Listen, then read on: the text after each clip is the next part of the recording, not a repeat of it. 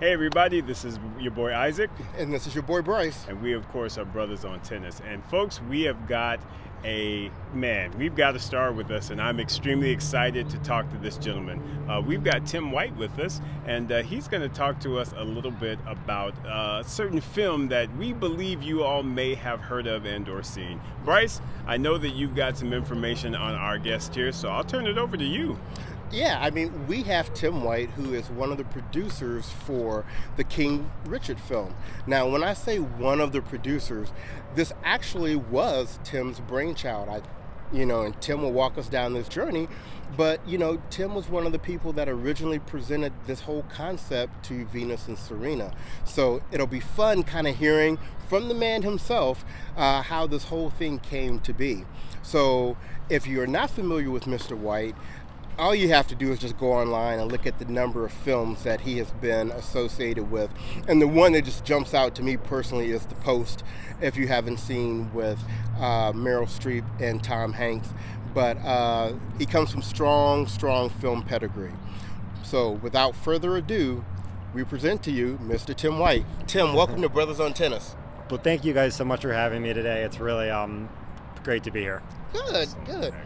So, Tim, let's just start a little bit with you before we get into the film. So, give us a little bit of your background. Where are you originally from? How did you originally get into filmmaking? And we hear that you have a bit of a tennis background yourself. Well, I mean, it's all relative, as you know, with tennis. But so I'm originally from Annapolis, Maryland, with my brother Trevor. He grew up there as well, obviously, And, in terms of tennis, it is true. I did grow up playing junior tennis. I played in the Mid-Atlantic section, sort of from the 12s through the 18s. And, played sort of all the local junior tournaments, played some of the national tournaments. Really wanted to play in college. I ended up playing for Williams College in tennis. And yeah, I think that really was sort of the origin for kind of this idea, is that I, remember being 12 or 13 years old and seeing Richard Williams out there in the stands sort of holding up the signs, kind of saying, "Told you so," and things like that. And I just remember thinking, wow, like this must just be an unbelievable vindication, for this man who sort of everyone laughed in his face for all these years, told him he was crazy.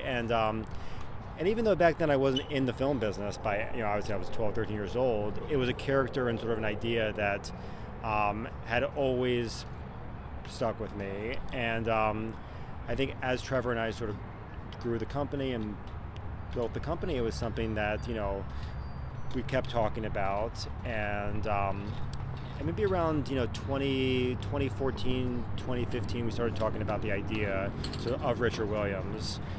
And it took a couple years to find the writer who, could really write the script and really had the idea for what the movie actually was. So that was, sort of,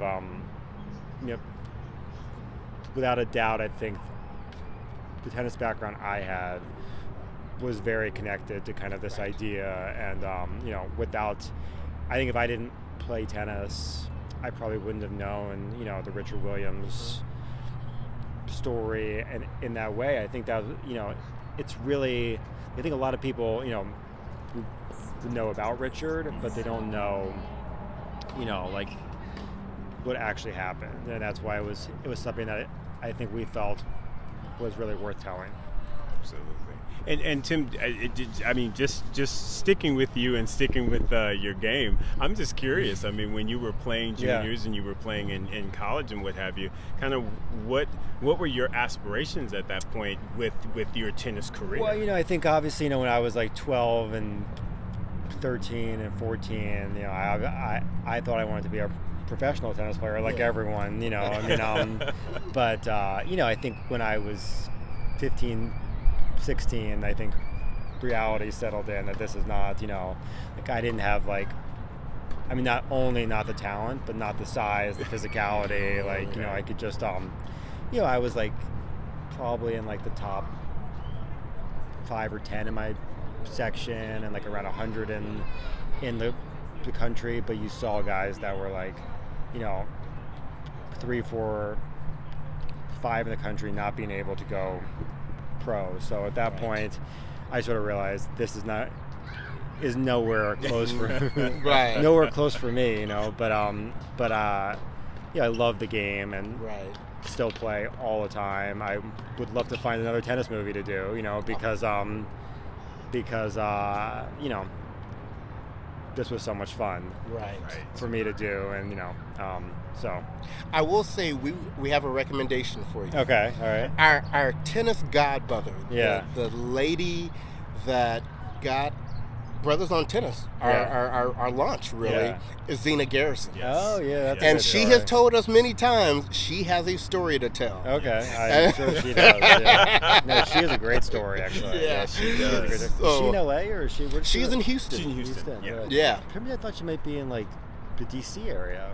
No, she's in Houston. Okay. As a matter of fact, this upcoming year is the 30th anniversary for her tennis academy down there. Oh, wow. So I think she's looking to do some big things. So just if you need a suggestion where to start looking. One. I'm going to look into that. That's a good one. Yeah, that is a good one. So, Tim, talk to us. Okay, so that's the tennis, and we feel like we get that. Yeah. Talk to us a little bit about the film industry and how did you and your brother, you know, get your start there? Yeah, well, you know, first of all, our mom, growing up, was a documentary producer.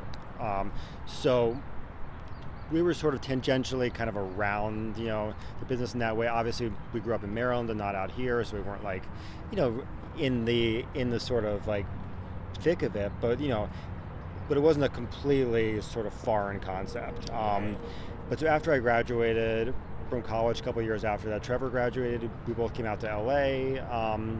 You know, we both worked for other people for a little bit, and then I think, you know, we sort of thought like, let's basically try to do our own thing and see what happens. For the first couple of years, we got absolutely nowhere, nowhere fast, you know.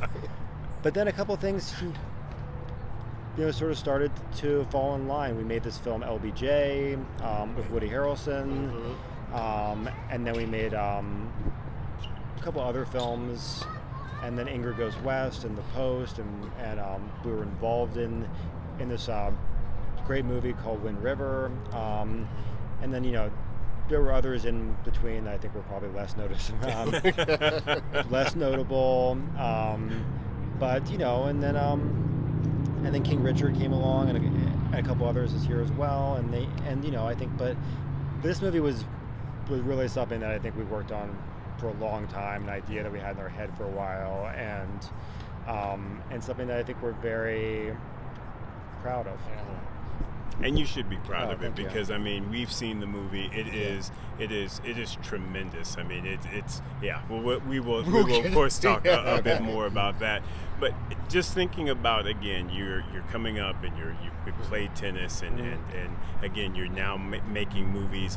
What was that thing that just said, this is the right project for us to really really look into and really devote? Because I mean, you've spent years on this project, as I understand it. So it was an idea, you know, that sort of really came about in 2014, 2015 area, and you know, look, at the end of the day, it was an unbelievable American dream story, an unbelievable family story, an unbelievable success story, and I think the most important aspect about it that I think really made us want to go after it was unknown, you know, and I think like you know, which I think is really huge, because if it's something that sort of everyone knows about, you know, that, you know, Steven Spielberg and J.J. Abrams and like whoever, they've already been reaching out to it. It's like everyone in town has already seen it and they're going after it. So it was a largely unknown story, and it was really the origin story for, you know, two of the greatest female, you know, athletes really of all time. I think for me also, from sort of a tennis standpoint, I can't remember who exactly, but I remember I was talking to, a very notable sort of pro tennis player who said, I told him about this idea, and they said, the greatest coaching story in sports history. Yes. Wow. To not have, that this man did, not one success story, but two, and I just thought that's exactly what it is, I mean, it's hard to think of something like this. They're the Manning brothers. Yep. But they had a father who had the background in the sport. Like in the case of Richard, no background in the sport, self-taught himself, without the means to really, properly do it. Yeah. Right. So, but anyway, so I think we really thought this is amazing because it's largely unknown. And so like I was saying earlier, we spent a couple years trying to find the right writer for the project. When we finally met Zach Balin, just sort of instantly he had the take. Like, he knew the window of time, which was the key aspect of this. Is there really so many different ways to tell the Richard Williams, sort of Williams family story? I mean, it's endless what you could do, and we heard probably every different permutation that you could do in there. And Zach really came in and said, okay, this is where it starts and this is where it ends. And he captured the character in sort of his kind of initial outline to us that I think we just felt like this is it. We had goosebumps reading that email.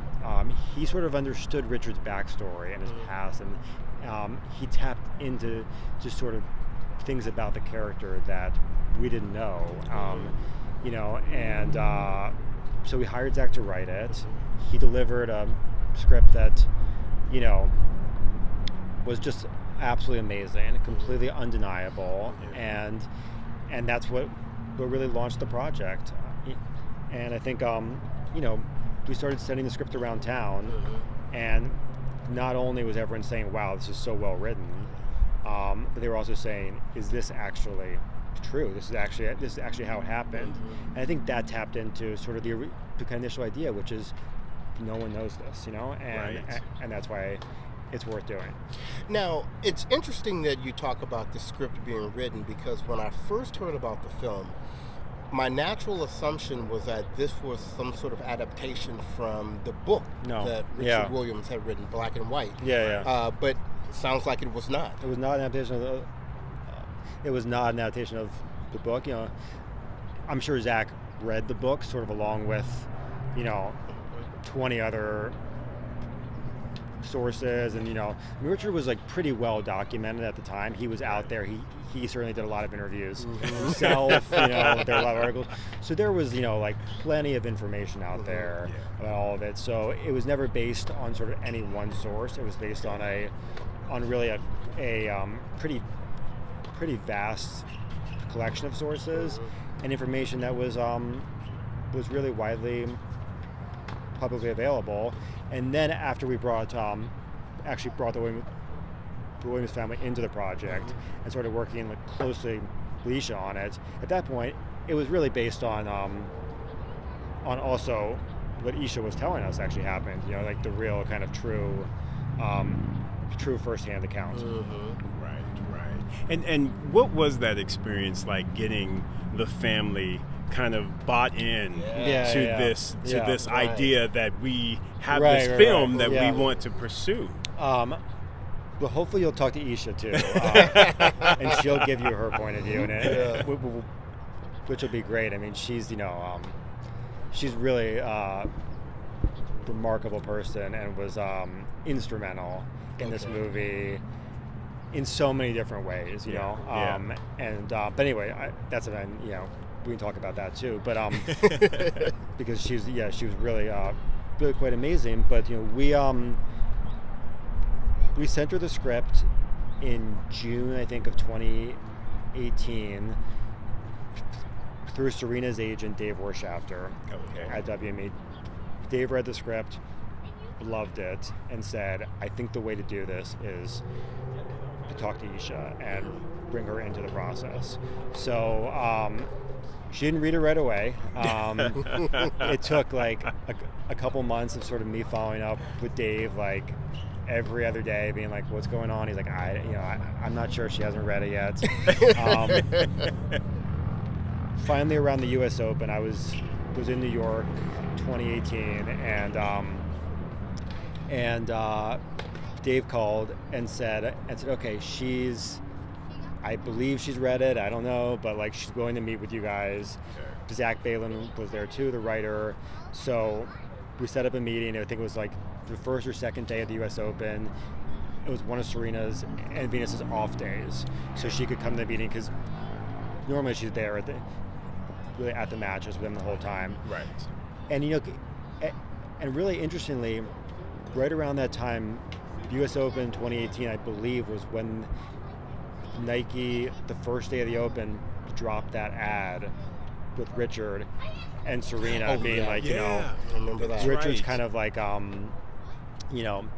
this is you at the U.S. Open. That was a great commercial. And it's basically, the whole thing is basically narrated by Richard. And no one had really heard of him really heard from Richard or seen much of him in years at this point. So for that ad to kind of drop on the exact same day we were going to meet with Isha was just like pretty remarkable timing.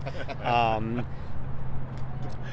anyway, we were sitting at this restaurant in New York City, Zach and myself, and she came in. We knew it was her right away. She sat down. We were very nervous because we just wanted this so badly, and we knew, legally we didn't need them in order to do this, but we needed them in order to do it, So we sat down there. She came in, and you could tell she was, a little bit suspicious of us. I think I think she had been approached with things like this for years. Yeah. And then so we talked for a little bit, and we started talking about the project, and she said she had read the script and it had come really highly recommended. At this point in time, the script had gone sort of everywhere in Hollywood, so it was kind of everyone was talking about it. Okay. But she said basically, it's a great script. There are some things in there that are not in the voice of my family, which I think would, particularly the mom stuff, and we would love to talk about that if it's something you guys are open to. And we said absolutely. We'd been sort of, waiting to do this, and so I think ultimately she said, okay, look, like, we're going to talk about this, and let's keep talking about some of this specific stuff in the script, and so basically for maybe 9 months, really Isha talked to her family about the project and sort of tried to get them, to be cool with it. Yeah. At the same time, Zach did an unbelievable job, sort of talking to Isha and Oracene. It's so funny. The first time I actually met Oracene, I was walking in to the meeting with Isha, and I said, should I call your mom Oracene or should I call her Brandy, what's in the movie too? Right. And Isha just like looked at me and just goes, you need to call her Mrs. Price. And so I was like, yeah. So anyway, so I should call her that now too. Right. Price. Anyway, Zach did just an unbelievable job of, talking to Isha and talking to Oracene, just sort of about the character and kind of capturing a voice that I think, is really being, very sort of recognized now in the performance of Ingenue Ellis. She did such a good job. Boy. She killed it, and that sort of partnership between Zach to really capture what Oracene said, and Ingenue to really take what Zach did and talk to Oracene, and Ray, who really oversaw all of that and kind of really understood who that character was. The sort of combination between the three of them, I think, is what really made that possible. But anyway, so for the next sort of 9 months or so, Zach basically, would talk to Isha about the character and the script, and I think really got it there to the place where everyone felt like, okay, this really is, the character of Oracene in real life, and ultimately around sort of February, Isha said, okay, we're on board, let's do this, so that was basically the process. It was really a combination of just sort of getting them comfortable with the story, the script, and us. Right. That was big, and it was a real leap of faith that they took. Well, let's start talking about some of the casting. Yeah. And when you went to the Williams family, did you already have kind of Will Smith in pocket? Yeah. I mean, I think I read someplace that you had this list that had Denzel and Mahershala Ali and Idris Elba, who, by the way, so that I can say this for the record, when I first heard about this movie, he was the first one that came in my mind. I was like, Idris would be perfect for this role, from a look standpoint. Well, I mean, our top choice was Will from the start, because, so much of Will's personal story is an American dream story. Oh, right. The way he talks about his own relationship with his father was something, and his role as a father to his kids, and also, I think we wanted this to be a sort of bigger studio film, and I think Will, we thought, also had the comedy of what Richard had. I mean, Richard's an incredibly sort of amusing guy, full of contradictions and amazing stories, and he does this, and I think we thought Will could do it all. He could do the serious parts of Richard, the really kind of the sort of complicated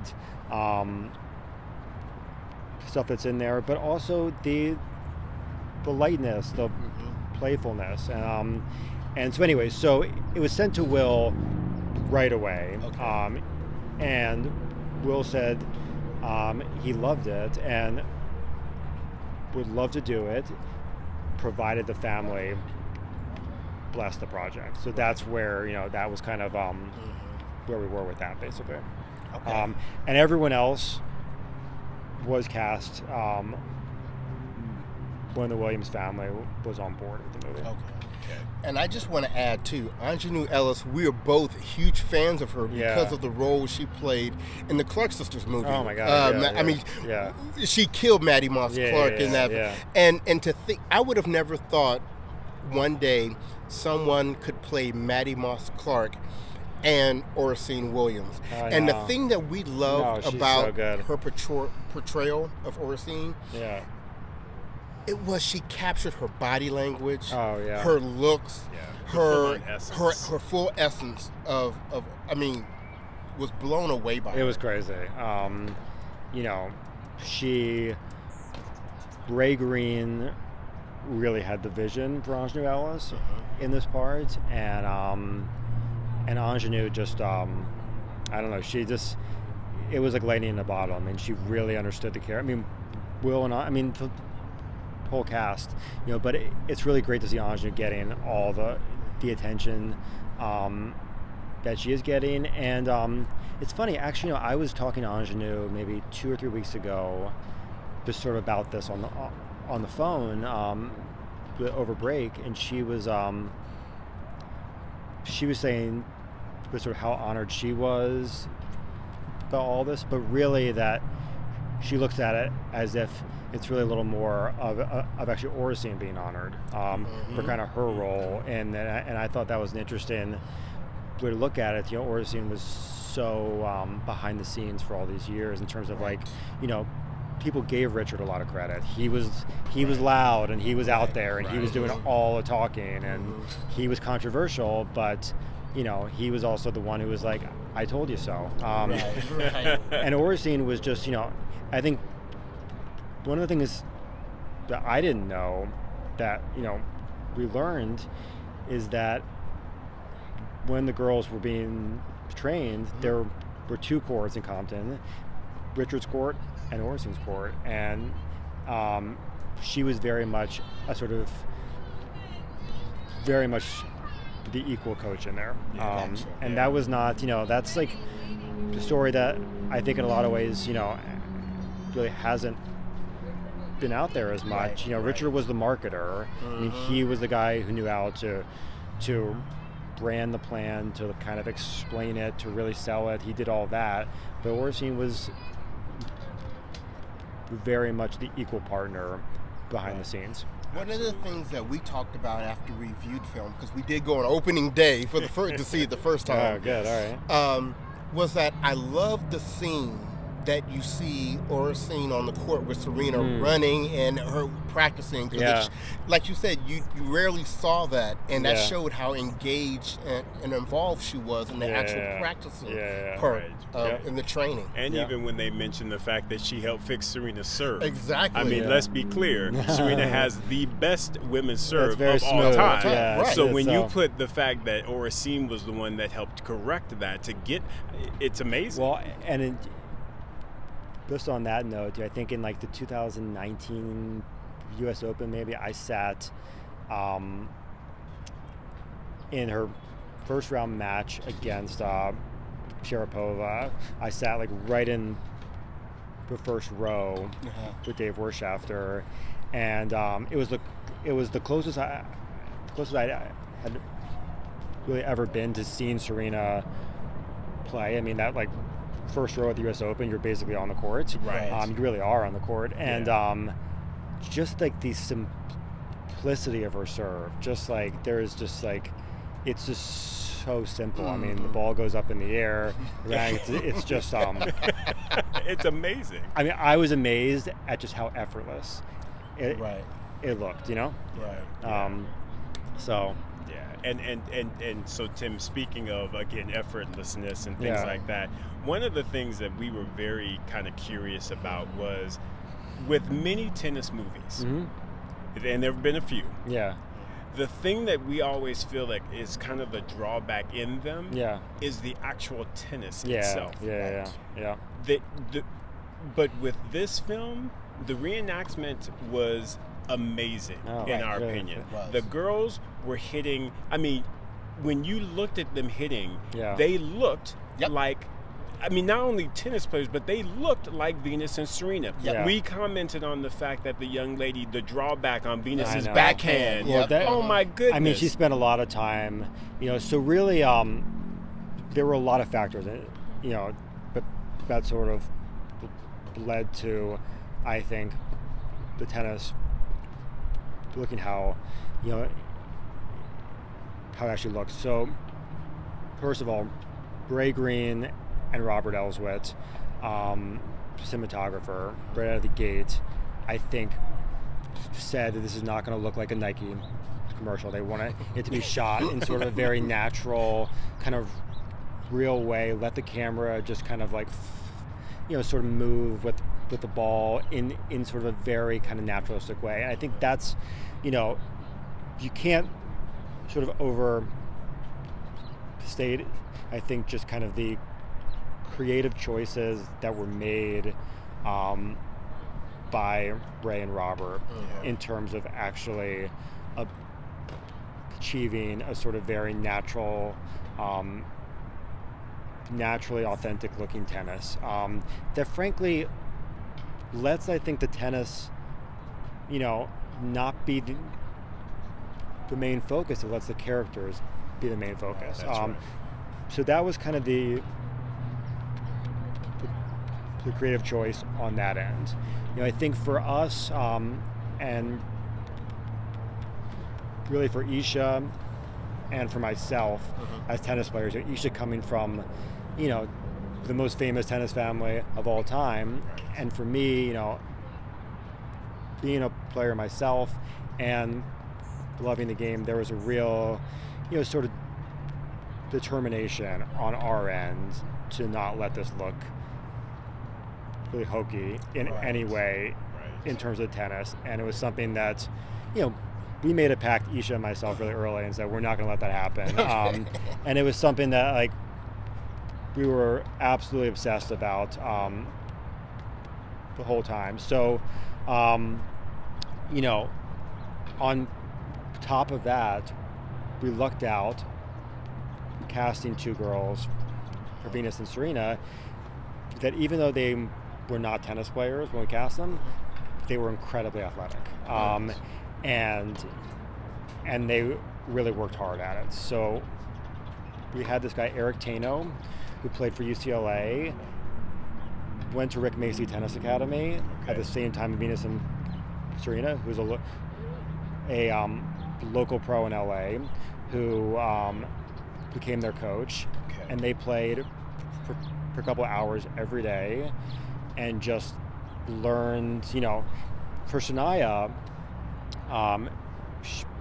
she's actually left-handed, so she had to put the racket in her hand with the right hand. So they played for hours. They learned, that sort of Venus drop thing. Drop thing, I like that. Shania definitely, there's way more tennis for Venus in the movie, so she was doing, probably more training, but Demi did a great job too. We had some tennis doubles who did certain things we had a couple different, sort of groups of them for the different ages. And that was also critical too for certain things. So it was really a combination, but the girls achieved an incredibly high level themselves over the course of the year, and it would not have been possible if they hadn't sort of gotten there on their own a little, you know what I mean? So that was really the play, basically. Well, we know with any successful project, there are hiccups, there are challenges, there's whatever. What did this film experience? And I can think of one major thing based upon the calendar in which... Well, exactly. I mean, there was COVID, so we were, I think 3 weeks in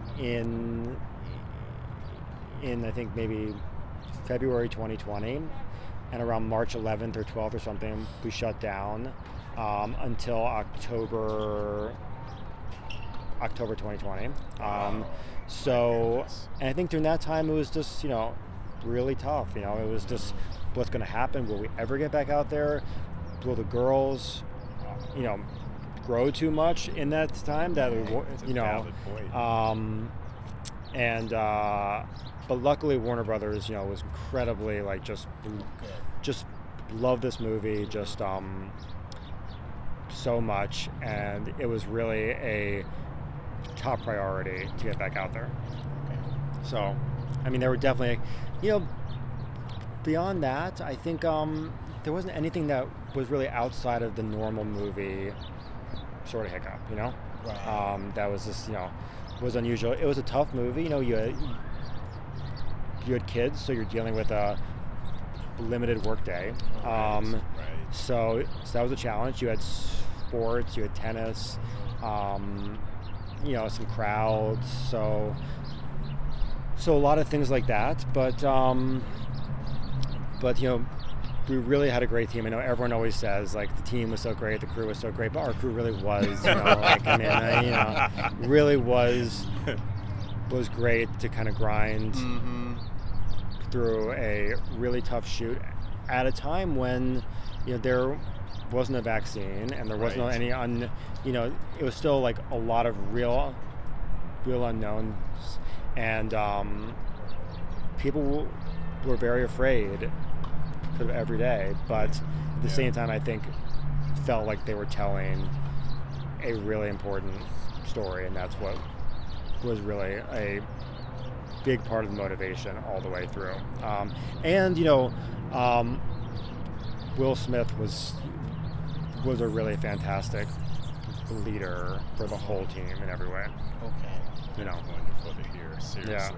And speaking of Will Smith, and we know that he's got all of the accolades, and he's got books out and what have you. Yeah. I mean, Tim, we're coming to an important season, if you will. Yeah. It's Oscars and Emmys and all this other wonderful fun stuff. And there's a lot of buzz about this film. Yeah. So talk to us about that. I mean, look, it's an honor to be part of the conversation. Mm-hmm. I really mean that. That's another thing everyone always says, but I really mean it. It's an honor to just be sort of a potential. We did really well, I think, in sort of nominations for Critics' Choice Awards, which was actually supposed to be happening today, but it's now postponed for COVID. But so that was was great, and we've gotten, I think, a lot of other really great awards, the AFI Top 10 and the MBR Award or Top 10 Award, and but I think we'll see what happens. I mean, like, if we're lucky enough to make it into that sort of Oscar-nominated group of films, it'll be a real honor.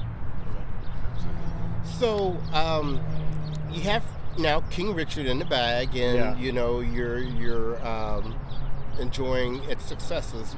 What's next for Tim White? What are you working on? We have a film actually that is starting in Serbia next week. And we have a couple things that I think could shoot over the summer and the fall. I think like I said, I would love to do another tennis movie because it was really fun, and I learned a lot about sort of how to do it. So, but I think it's like any producer in the film business, I think, will tell you, I could make 0 movies. Well, I guess we're making one definitely, but but I could make 1 movie next year, or I could make 10. And I think you never know just sort of how the stars are going to actually line up, and that's how we feel here. Yeah.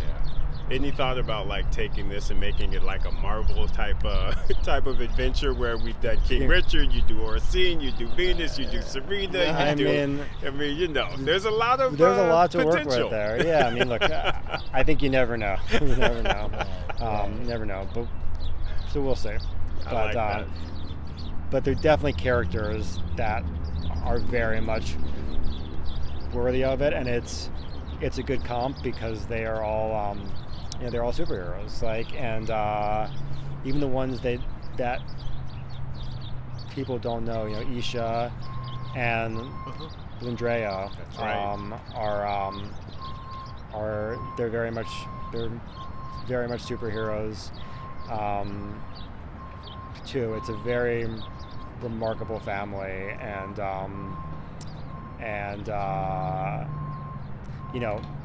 I went one time to a Jehovah's Witness, I guess it's called a meeting. Yep. with Lindrea and Serena and Olympia, and that was very interesting to see that too. So absolutely. They are, just to kind of understand what that is, and what it means to them, because it's a very important part of their lives, and so many times I would be very worried about things and very uptight or nervous, and they would just they would have a sort of sense of peace to them, I think, about A lot of, but I think anyways, I think they're all superheroes and would be very worthy of that type of thing. Well, I tell you what, we are so honored and so appreciative that you took time. I mean, you're likewise. clearly Thank you for a busy having me. schedule. Oh no, Thank you for it was a big honor for us, Absolutely. and we just like to offer up to you. Is there anything that you'd like to say to our listeners or viewers that either have not seen the film or who have seen it multiple times? Well, for anyone who hasn't seen it, we would love for you to see it. Please check it out. It really is a great movie. The director did an amazing job. The cast is amazing. Zach Balin, the best, one of the best scripts I've ever read. I think it really leaves people feeling something when they leave this movie. Yes. And so I would definitely encourage everyone to see it. And for those of you who have seen it, thank you so much for your support and for checking it out. Great. Well, listeners, we'd like for you and viewers, we'd like for you to know we want to give a big thanks to Black Tennis Magazine for our association with them and for them helping us to meet Mr. Tim White. Please continue to follow us as we will continue to bring you some hopefully more behind the scenes interviews with the King Richard film. But we're going to sign off for now. So we thank once again Mr. Tim White for joining us for this discussion today. And on behalf of Brothers on Tennis, this has been your boy Bryce. And this is your boy Isaac. And we are Brothers on Tennis. Everyone, take care.